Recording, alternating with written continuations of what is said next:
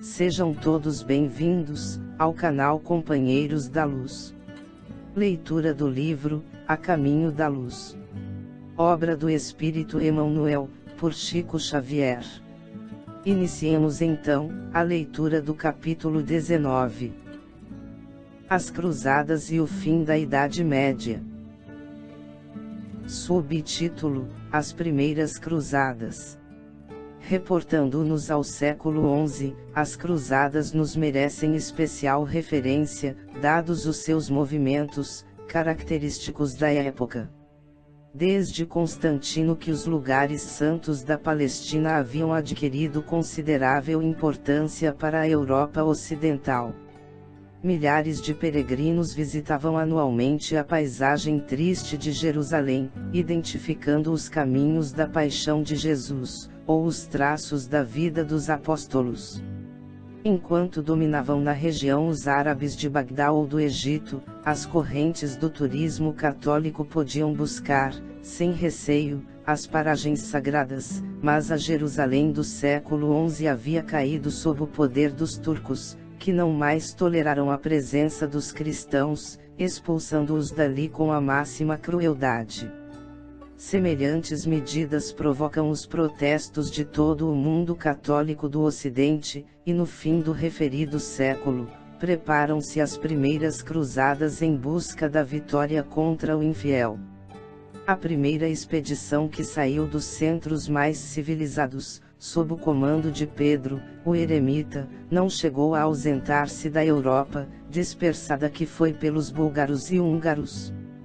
Todavia, em 1096, Godofredo de Bouillon, com seus irmãos e Tancredo de Siracusa e outros chefes, depois de se reunirem em Constantinopla, demandaram Nicéia, com um exército de 500.000 homens. Depois da presa de Nicéia, apoderaram-se de Antioquia, penetrando em Jerusalém com a palma do triunfo. Ali quiseram presentear Godofredo de Bouillon com a coroa de rei, mas o duque da Baixa Lorena parecia rever o vulto luminoso do Senhor do mundo, cuja testa fora aureolada com a coroa de espinhos, e considerou sacrilégio o colocarem-lhe nas mãos um cetro de ouro, quando o Cristo tivera, tão somente, nas mãos augustas e compassivas, uma cana ignominiosa. Depois de muita relutância, aceitou apenas o título de defensor do Santo Sepulcro, organizando-se logo em seguida as ordens religiosas de caráter exclusivamente militar, como a dos Templários e a dos Hospitalários. Os turcos, porém, não descansarão. Depois de muitas lutas, apossaram-se de Edessa, obrigando o Papa Eugênio III a providenciar a Segunda Cruzada, que, chefiada por Luís VII da França e Conrado III da Alemanha, teve os mais desastrosos efeitos. Subtítulo: Fim das Cruzadas. Em fins do século XII, Jerusalém cai em poder de Saladino. Os príncipes cristãos do Ocidente preparam-se para a Terceira Cruzada, assinalando-se as vitórias de São João de Acre. As lutas no Oriente sucederam-se anos a fio como furacões periódicos e devastadores. A Palestina possuía, até então, os seus recantos maravilhosos de verdura abundante. A Galileia era um vasto jardim, cheio de perfume e de flores. Mas tantos foram os embates dos exércitos inimigos, tantas as lutas de extermínio e de ambição, que a própria natureza pareceu maldizer para sempre os lugares que mereciam o amor e o carinho dos homens. As últimas cruzadas foram dirigidas por Luís IX, o rei santo de França que, depois da tomada de Damietta, caiu em poder dos inimigos, pagando fabuloso resgate e vindo a desprender-se da vida terrestre em 1270, defronte de Tunis, vitimado pela peste. Os mensageiros de Jesus, que de todos os acontecimentos sabem extrair os fatores da evolução humana para o bem, buscam aproveitar a utilidade desses acontecimentos dolorosos. Foi por essa razão que as cruzadas, não obstante o seu caráter anticristão, fizeram-se acompanhar de alguns benefícios de ordem econômica e social para todos os povos. Na Europa a sua influência foi regeneradora, enfraquecendo a tirania dos senhores feudais e renovando a solução dos problemas da propriedade, conjurando muitas lutas isoladas.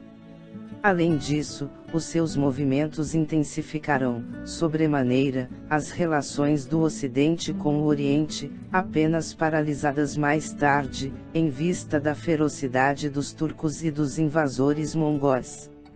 Subtítulo: O esforço dos emissários do Cristo.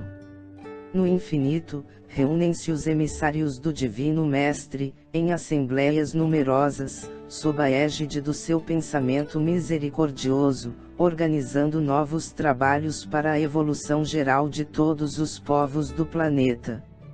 Lamentam a inabilidade de muitos missionários do bem e do amor, que partindo dos espaços, saturados dos melhores e mais santos propósitos, experimentam no orbe a traição das próprias forças, influenciados pela imperfeição rude do meio a que foram conduzidos. Muitos deles se deixavam deslumbrar pelas riquezas efêmeras, mergulhando no oceano das vaidades dominadoras, estacionando nos caminhos evolutivos, e outros, como Luís IX, de França, excediam-se no poder e na autoridade, cometendo atos de quase selvageria, cumprindo os seus sagrados deveres espirituais com poucos benefícios e amplos prejuízos gerais para as criaturas. Mas, compelidas pelas leis do amor que regem o universo, essas entidades compassivas jamais negarão do alto o seu desvelado concurso a favor do progresso dos povos, procurando aperfeiçoar as almas e guiando os missionários do Cristo, através dos mais espinhosos caminhos. Subtítulo: Pobreza intelectual.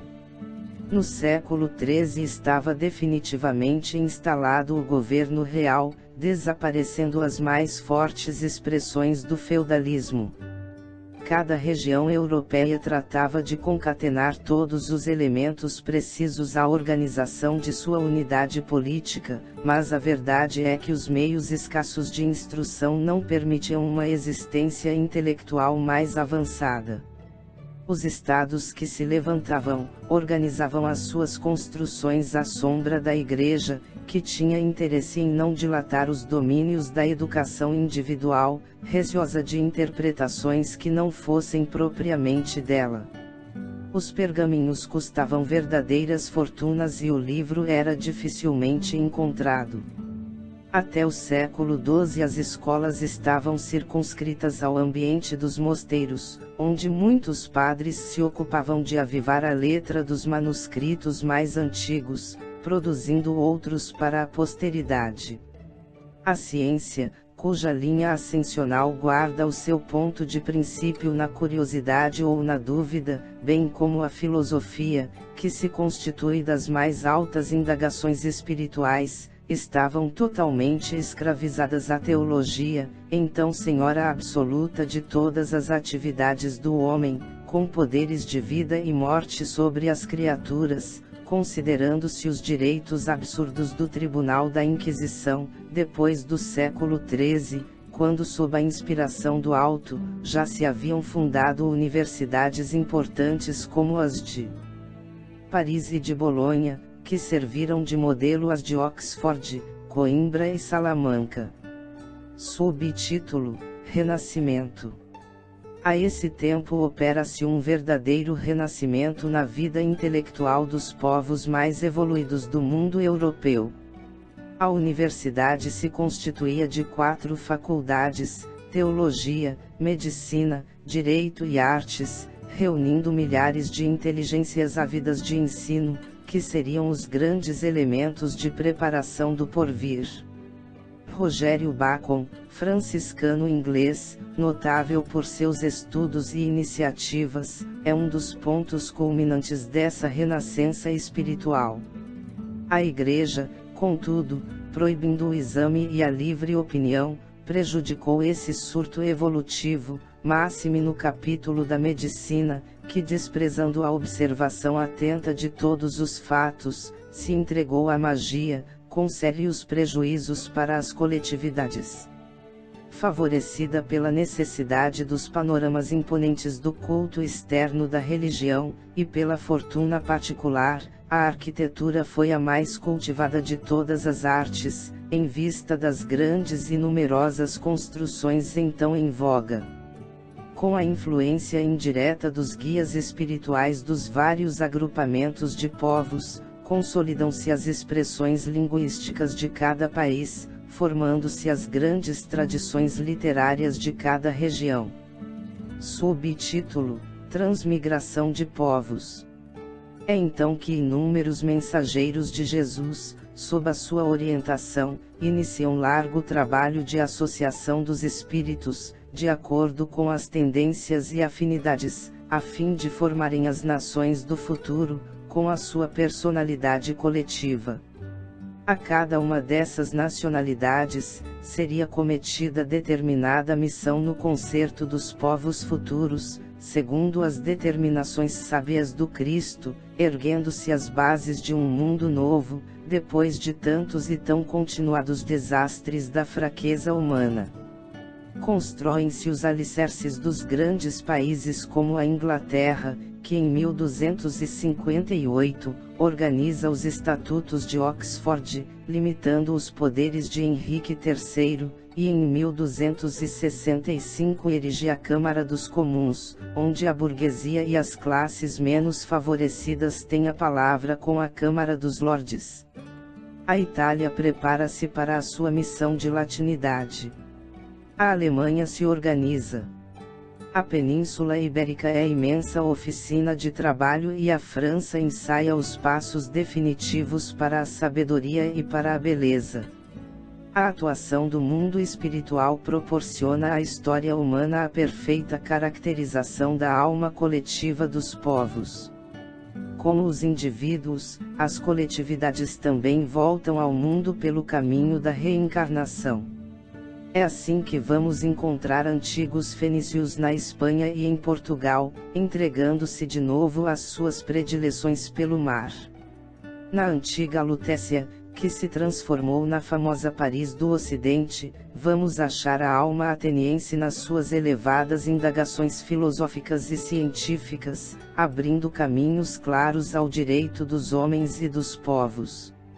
Andemos mais um pouco e acharemos na Prússia o espírito belicoso de Esparta, cuja educação defeituosa e transviada, construiu o espírito detestável do pangermanismo na Alemanha da atualidade.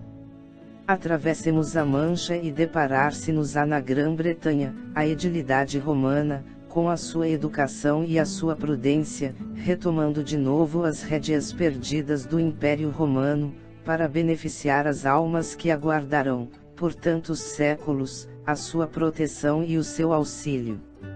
Subtítulo: Fim da Idade Medieval.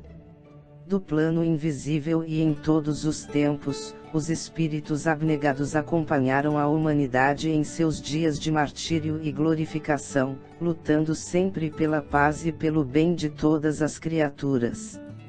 Referindo-nos, diz Cantilhão, a nobre figura de Joana d'Arc, que cumpriu elevada missão adstrita aos princípios de justiça e de fraternidade na terra, e às guerras dolorosas que assinalaram o fim da Idade Medieval, registramos aqui, que com as conquistas tenebrosas de Gengis Khan e de Tamerlão e com a queda de Constantinopla, em 1453, que ficou para sempre em poder dos turcos, verificava-se o término da época medieval.